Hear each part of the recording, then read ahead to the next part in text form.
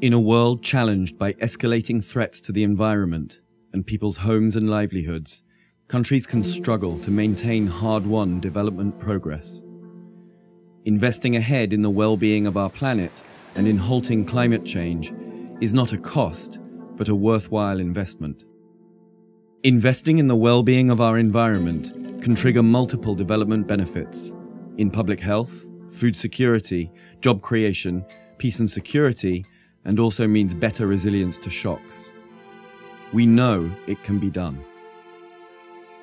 The security of the world's food supply is compromised by overexploitation of natural ecosystems, condemning farmers to rely on fewer and weaker varieties of crops, and fishermen on quickly depleting stocks of fish.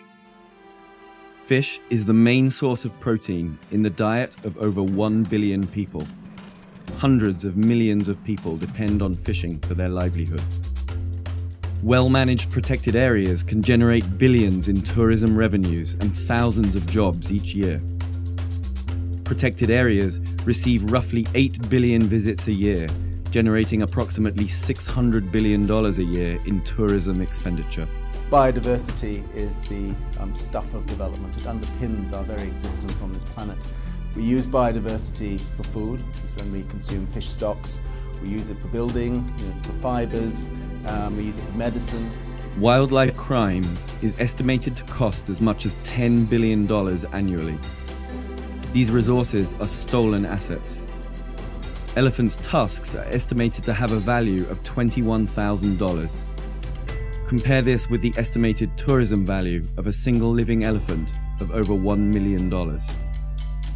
Agriculture is the engine of economic growth in rural areas of developing countries, where it accounts for a large share of the gross domestic product. Environmental finance can help in shifting production patterns towards sustainability while preserving or increasing the income of farmers.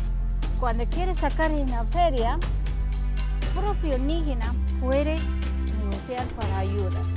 Puede hacer salud, por educación y comunitaria. Public resources spent on adapting to climate change can increase people's resilience to natural calamities.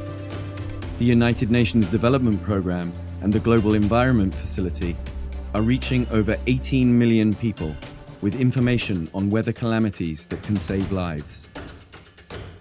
More than 50,000 glaciers are shrinking in the Himalayan mountain range. UNDP and partners are working to protect people from the effects of climate change. Sound watershed management and climate-resilient farming practices help provide alternate sources of income for local families. Access to affordable and clean energy can increase productivity in big and small enterprises, creating new and protecting old jobs. Energy-efficient technologies are making the Indian steel sector more profitable, helping 25 steel mills reduce their energy bill.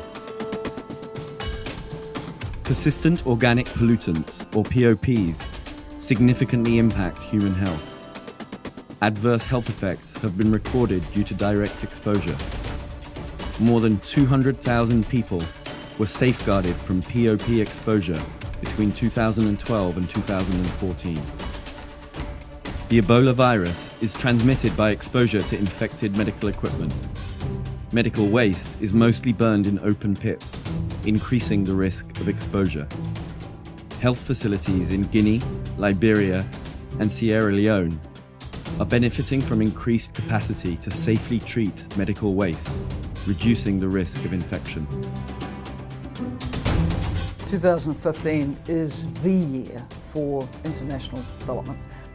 We've got to see climate change adaptation and mitigation as critical to the prospects of developing countries, and particularly to the poorest and most exposed people in those countries. So 2015 matters like no other year since the turn of this century.